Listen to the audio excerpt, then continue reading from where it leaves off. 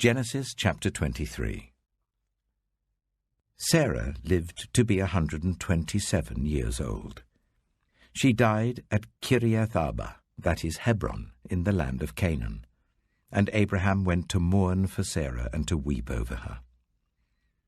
Then Abraham rose from beside his dead wife and spoke to the Hittites. He said, I am a foreigner and stranger among you. Sell me some property for a burial site here, so I can bury my dead.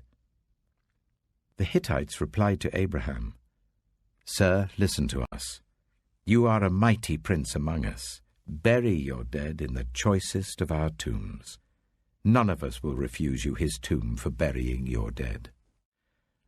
Then Abraham rose and bowed down before the people of the land, the Hittites.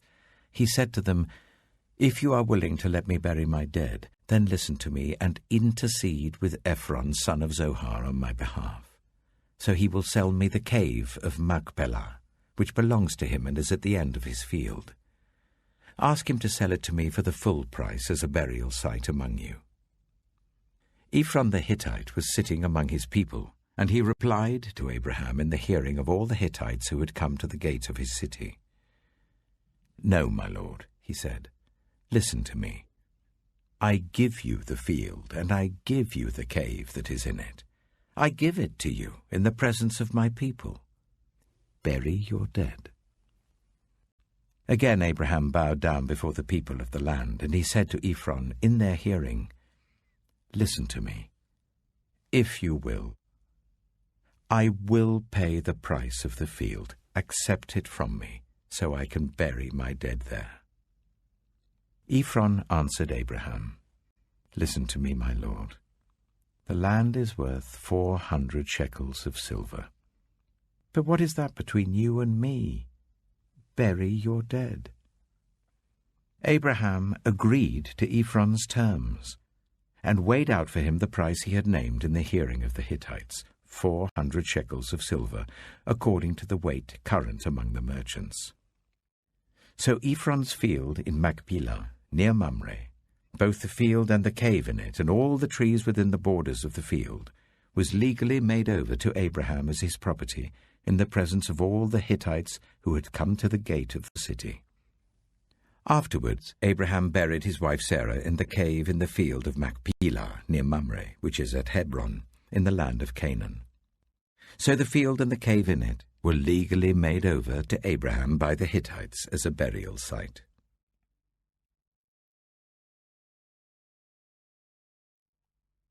Genesis chapter 24.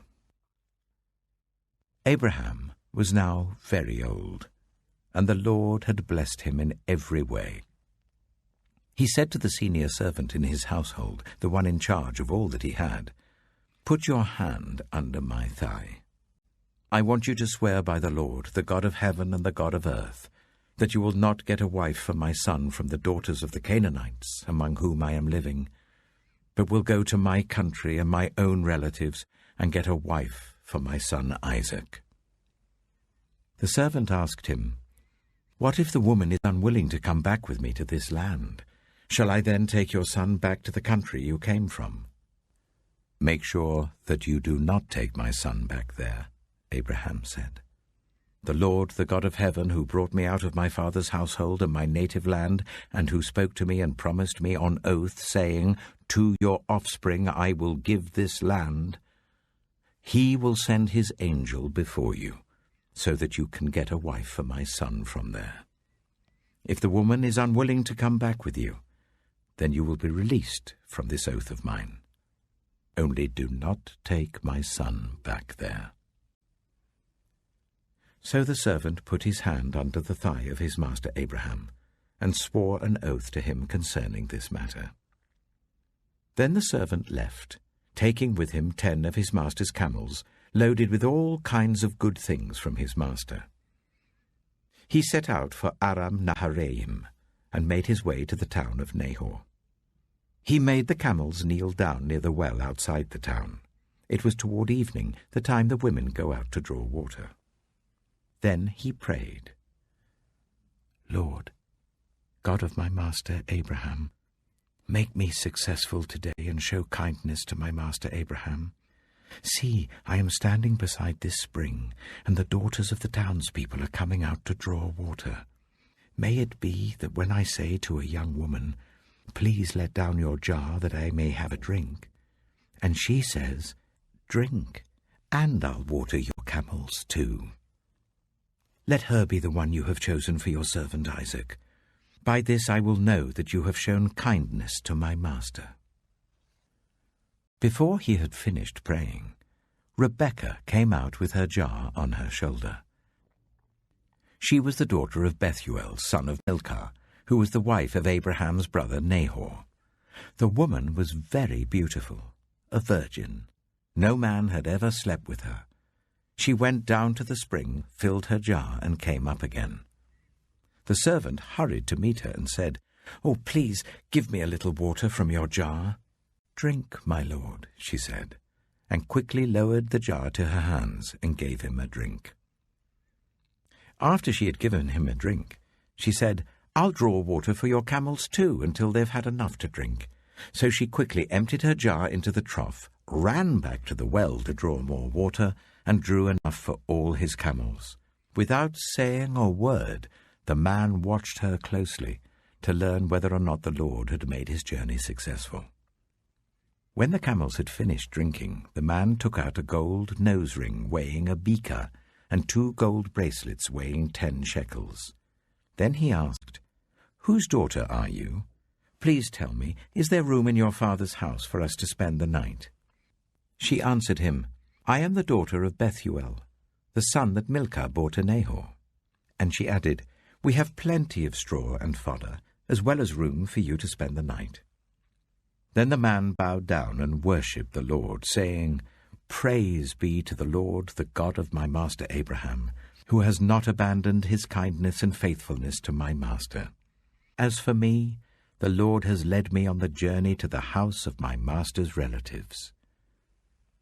The young woman ran and told her mother's household about these things. Now Rebekah had a brother named Laban, and he hurried out to the man at the spring. As soon as he had seen the nose ring and the bracelets on his sister's arms, and had heard Rebekah tell what the man had said to her, he went out to the man and found him standing by the camels near the spring. "Come, you who are blessed by the Lord," he said. "Why are you standing out here? I have prepared the house and a place for the camels." So the man went to the house, and the camels were unloaded. Straw and fodder were brought for the camels, and water for him and his men to wash their feet. Then food was set before him. But he said, "I will not eat until I have told you what I have to say." "Then tell us," Laban said. So he said, "I am Abraham's servant. The Lord has blessed my master abundantly, and he has become wealthy. He has given him sheep and cattle, silver and gold, male and female servants, and camels and donkeys. My master's wife, Sarah, has borne him a son in her old age, and he has given him everything he owns. And my master made me swear an oath, and said, 'You must not get a wife for my son from the daughters of the Canaanites in whose land I live, but go to my father's family, to my own clan, and get a wife for my son.' Then I asked my master, 'What if the woman will not come back with me?' He replied, 'The Lord before whom I have walked faithfully will send his angel with you and make your journey a success, so that you can get a wife for my son, from my own clan and from my father's family. You will be released from my oath if, when you go to my clan, they refuse to give her to you. Then you will be released from my oath.' When I came to the spring today, I said, 'Lord, God of my master Abraham, if you will, please grant success to the journey on which I have come. See, I am standing beside this spring. If a young woman comes out to draw water, and I say to her, "Please let me drink a little water from your jar," and if she says to me, "Drink, and I'll draw water for your camels too," let her be the one the Lord has chosen for my master's son." Before I finished praying in my heart, Rebekah came out with her jar on her shoulder. She went down to the spring and drew water, and I said to her, Please give me a drink." She quickly lowered her jar from her shoulder and said, "Drink, and I'll water your camels too." So I drank, and she watered the camels also. I asked her, "Whose daughter are you?" She said, "The daughter of Bethuel, son of Nahor, whom Milcah bore to him." Then I put the ring in her nose and the bracelets on her arms, and I bowed down and worshipped the Lord. I praised the Lord, the God of my master Abraham, who had led me on the right road to get the granddaughter of my master's brother for his son. Now, if you will show kindness and faithfulness to my master, tell me. And if not, tell me, so I may know which way to turn." Laban and Bethuel answered, "This is from the Lord. We can say nothing to you one way or the other. Here is Rebekah. Take her and go, and let her become the wife of your master's son, as the Lord has directed." When Abraham's servant heard what they said, he bowed down to the ground before the Lord. Then the servant brought out gold and silver jewelry and articles of clothing and gave them to Rebekah. He also gave costly gifts to her brother and to her mother. Then he and the men who were with him ate and drank and spent the night there. When they got up the next morning, he said, "Send me on my way to my master." But her brother and her mother replied, "Let the young woman remain with us 10 days or so, then you may go." But he said to them, "Do not detain me, now that the Lord has granted success to my journey. Send me on my way so I may go to my master." Then they said, "Let's call the young woman and ask her about it." So they called Rebekah and asked her, "Will you go with this man?" "I will go," she said. So they sent their sister Rebekah on her way, along with her nurse and Abraham's servant and his men. And they blessed Rebekah and said to her, "Our sister, may you increase to thousands upon thousands. May your offspring possess the cities of their enemies." Then Rebekah and her attendants got ready and mounted the camels and went back with the man. So the servant took Rebekah and left. Now Isaac had come from Beer Lahairoi, for he was living in the Negev. He went out to the field one evening to meditate, and as he looked up, he saw camels approaching. Rebekah also looked up and saw Isaac. She got down from her camel and asked the servant, "Who is that man in the field coming to meet us?" "He is my master," the servant answered. So she took her veil and covered herself. Then the servant told Isaac all he had done. Isaac brought her into the tent of his mother Sarah, and he married Rebekah. So she became his wife, and he loved her. And Isaac was comforted after his mother's death.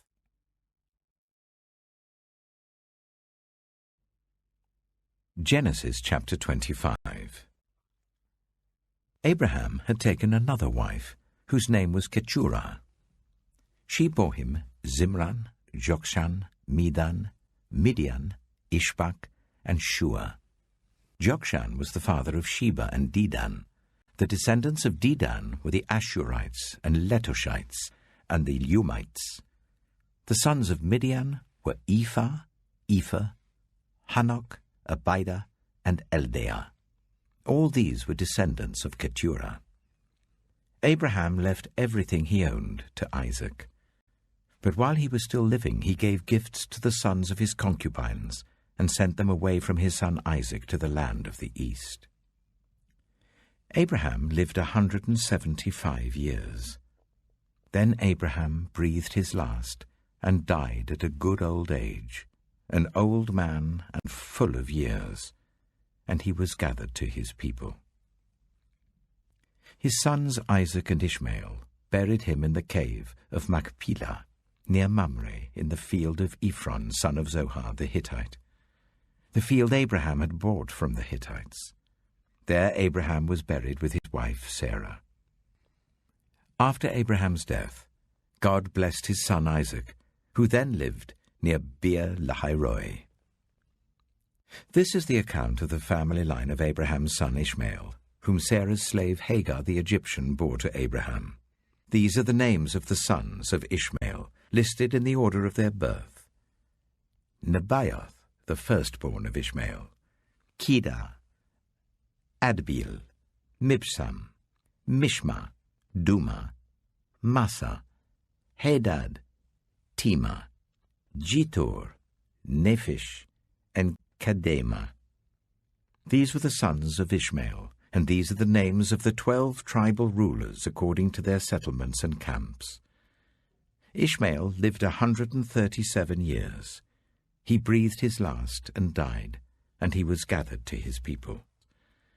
His descendants settled in the area from Havilah to Shur, near the eastern border of Egypt as you go towards Ashur.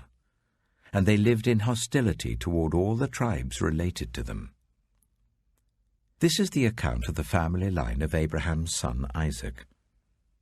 Abraham became the father of Isaac, and Isaac was 40 years old when he married Rebekah, daughter of Bethuel the Aramean from Paddan Aram, and sister of Laban the Aramean. Isaac prayed to the Lord on behalf of his wife because she was childless.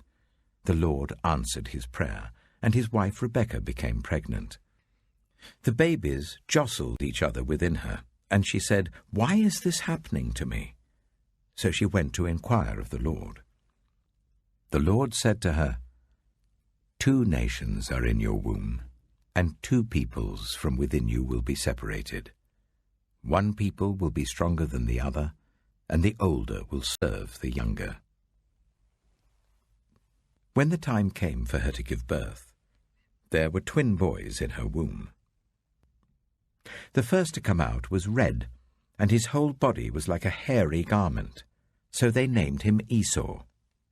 After this his brother came out, with his hand grasping Esau's heel, so he was named Jacob.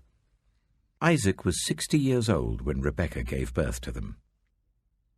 The boys grew up, and Esau became a skillful hunter, a man of the open country, while Jacob was content to stay at home among the tents. Isaac, who had a taste for wild game, loved Esau, but Rebekah loved Jacob. Once, when Jacob was cooking some stew, Esau came in from the open country, famished. He said to Jacob, "Quick, let me have some of that red stew. I'm famished." That is why he was also called Edom. Jacob replied, "First sell me your birthright."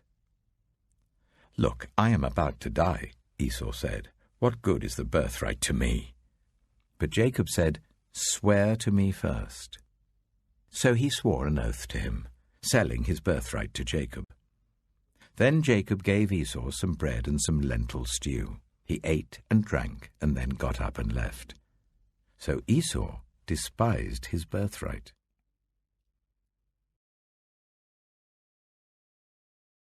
Matthew chapter 7. Do not judge, or you too will be judged. For in the same way as you judge others, you will be judged, and with the measure you use, it will be measured to you. Why do you look at the speck of sawdust in your brother's eye and pay no attention to the plank in your own eye? How can you say to your brother, "Let me take the speck out of your eye," when all the time there is a plank in your own eye? You hypocrite! First take the plank out of your own eye, and then you will see clearly to remove the speck from your brother's eye. Do not give dogs what is sacred. Do not throw your pearls to pigs. If you do, they may trample them under their feet and turn and tear you to pieces. Ask, and it will be given to you. Seek, and you will find. Knock, and the door will be opened to you. For everyone who asks receives, the one who seeks finds, and to the one who knocks the door will be opened. Which of you, if your son asks for bread, will give him a stone? Or if he asks for a fish, will give him a snake? If you then, though you are evil, know how to give good gifts to your children, how much more will your Father in heaven give good gifts to those who ask him? So in everything, do to others what you would have them do to you. For this sums up the law and the prophets. Enter through the narrow gate, for wide is the gate and broad is the road that leads to destruction, and many enter through it. But small is the gate and narrow the road that leads to life, and only a few find it. Watch out for false prophets. They come to you in sheep's clothing, but inwardly they are ferocious wolves. By their fruit you will recognize them. Do people pick grapes from thorn bushes or figs from thistles? Likewise every good tree bears good fruit, but a bad tree bears bad fruit. A good tree cannot bear bad fruit, and a bad tree cannot bear good fruit. Every tree that does not bear good fruit is cut down and thrown into the fire. Thus, by their fruit, you will recognize them. Not everyone who says to me, Lord, Lord, will enter the kingdom of heaven, but only the one who does the will of my Father who is in heaven. Many will say to me on that day, Lord, Lord, did we not prophesy in your name, and in your name drive out demons, and in your name perform many miracles? Then I will tell them plainly, I never knew you. Away from me, you evildoers.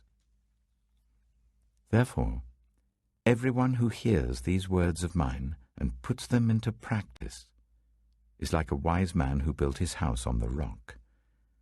The rain came down, the streams rose, and the winds blew and beat against that house, yet it did not fall, because it had its foundation on the rock. But everyone who hears these words of mine and does not put them into practice is like a foolish man who built his house on sand. The rain came down, the streams rose, and the wind blew and beat against that house, and it fell with a great crash. When Jesus had finished saying these things, the crowds were amazed at his teaching, because he taught as one who had authority, not as their teachers of the law.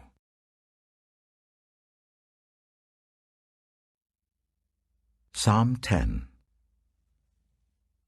Why, Lord, do you stand far off?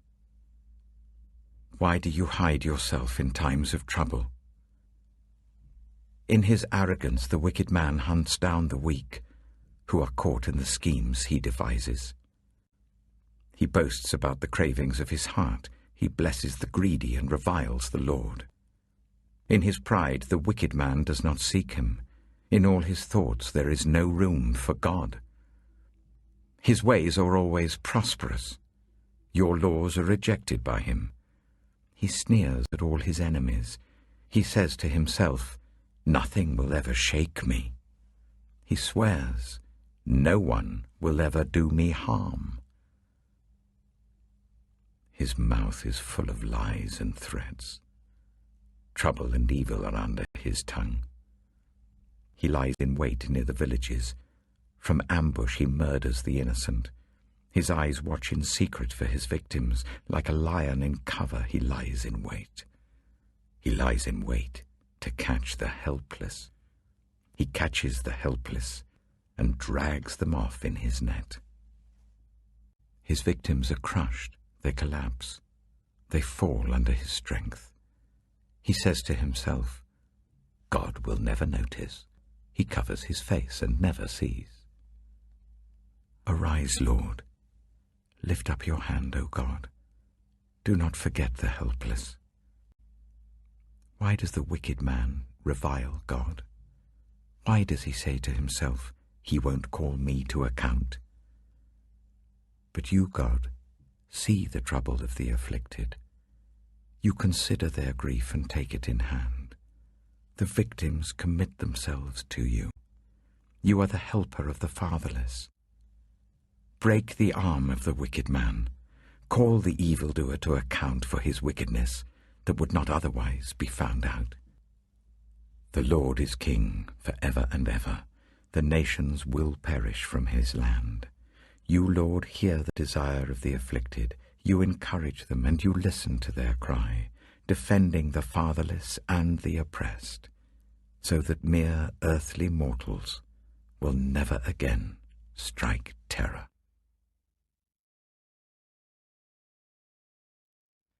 Proverbs chapter 10. The Proverbs of Solomon.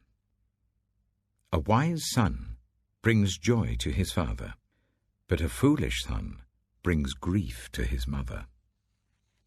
Ill-gotten treasures have no lasting value, but righteousness delivers from death. The Lord does not let the righteous go hungry, but he thwarts the craving of the wicked. Lazy hands make for poverty, but diligent hands bring wealth. He who gathers crops in summer is a prudent son, but he who sleeps during harvest is a disgraceful son. Blessings crown the head of the righteous, but violence overwhelms the mouth of the wicked. The name of the righteous is used in blessings, but the name of the wicked will rot. The wise in heart accept commands, but a chattering fool comes to ruin. Whoever walks in integrity walks securely, but whoever takes crooked paths will be found out. Whoever winks maliciously causes grief, and a chattering fool comes to ruin. The mouth of the righteous is a fountain of life, but the mouth of the wicked conceals violence. Hatred stirs up conflict, but love covers over all wrongs. Wisdom is found on the lips of the discerning, but a rod is for the back of one who has no sense. The wise store up knowledge, but the mouth of a fool invites ruin. The wealth of the rich is their fortified city, but poverty is the ruin of the poor.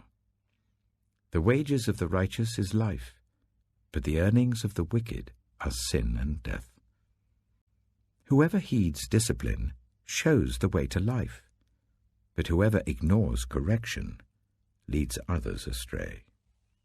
Whoever conceals hatred with lying lips and spreads slander is a fool. Sin is not ended by multiplying words, but the prudent hold their tongues. The tongue of the righteous is choice silver, but the heart of the wicked is of little value. The lips of the righteous nourish many, but fools die for lack of sense. The blessing of the Lord brings wealth, without painful toil for it. A fool finds pleasure in wicked schemes, but a person of understanding delights in wisdom. What the wicked dread will overtake them. What the righteous desire will be granted. When the storm has swept by, the wicked are gone, but the righteous stand firm forever. As vinegar to the teeth and smoke to the eyes, so are sluggards to those who send them. The fear of the Lord adds length to life, but the years of the wicked are cut short. The prospect of the righteous is joy, but the hopes of the wicked come to nothing. The way of the Lord is a refuge for the blameless, but it is the ruin of those who do evil. The righteous will never be uprooted, but the wicked will not remain in the land. From the mouth of the righteous comes the fruit of wisdom, but a perverse tongue will be silenced. The lips of the righteous know what finds favor, but the mouth of the wicked only what is perverse.